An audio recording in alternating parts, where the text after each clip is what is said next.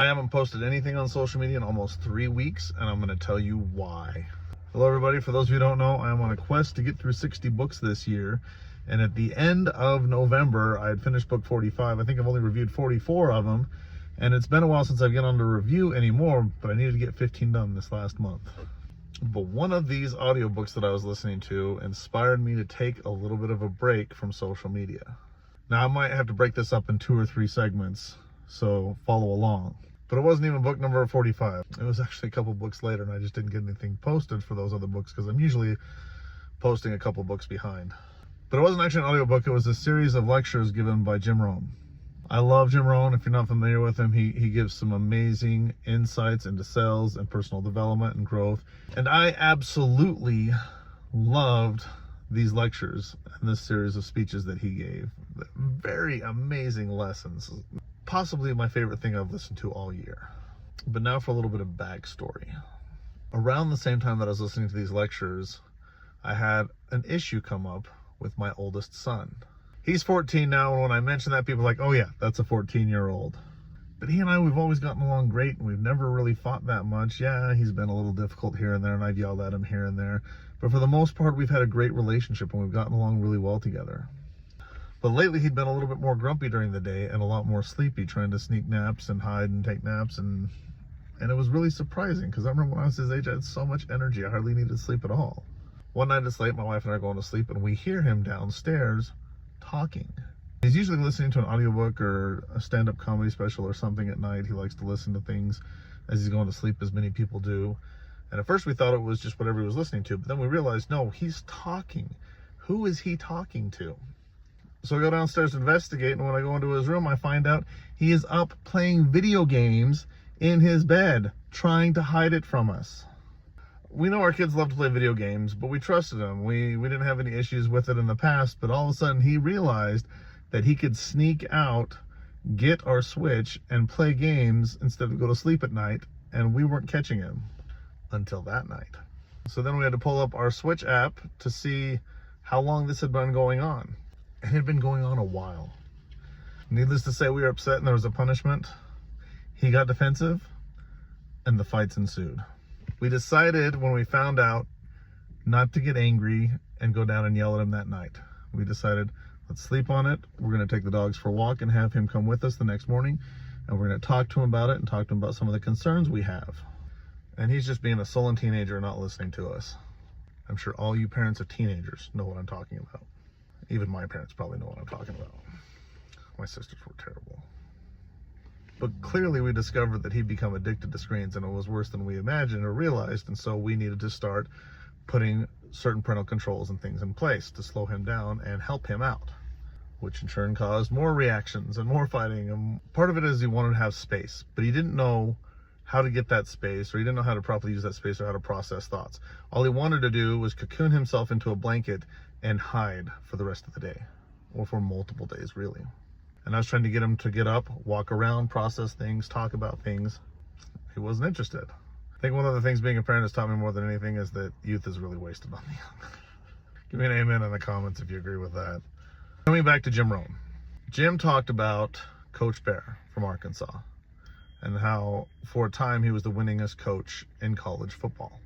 He was asked what made his team so successful, and he said something to the effect of, whenever something goes wrong on the field, a missed catch, a fumble, anything like that, I knew it was my responsibility.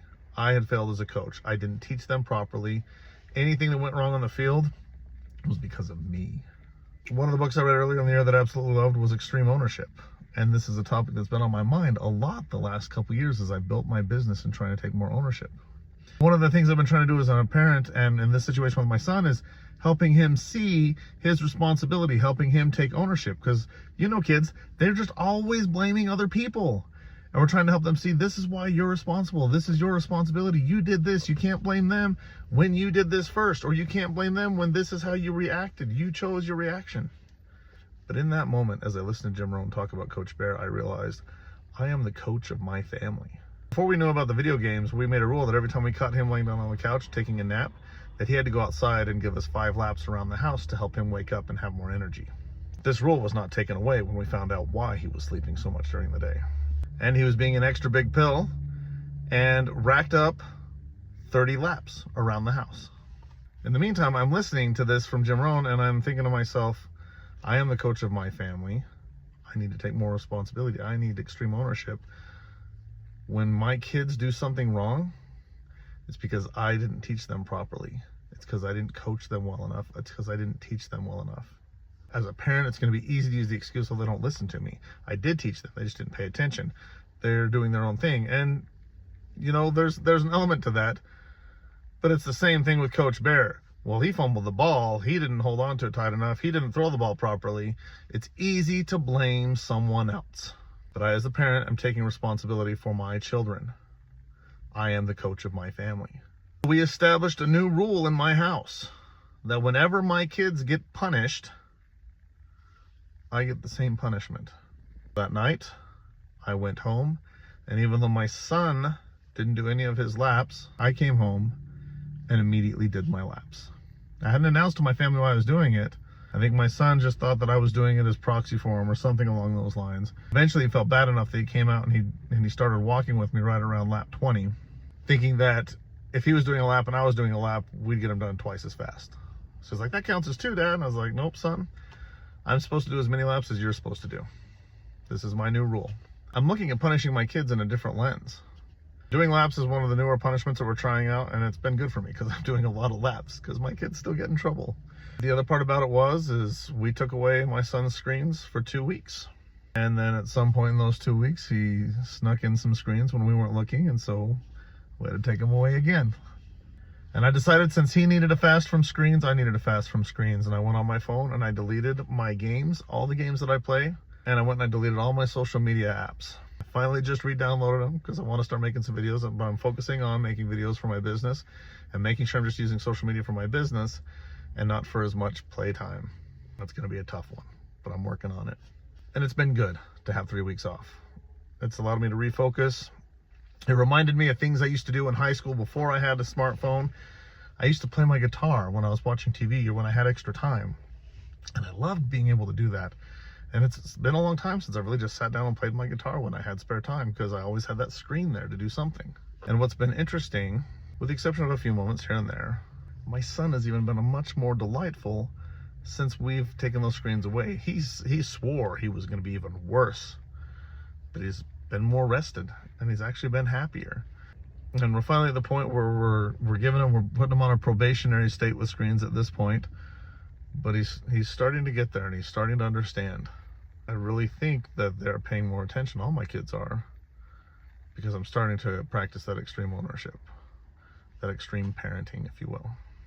My wife's been mostly on board with it too. She did look at me weird that one night when I told her that I needed a spanking, but we won't get into that.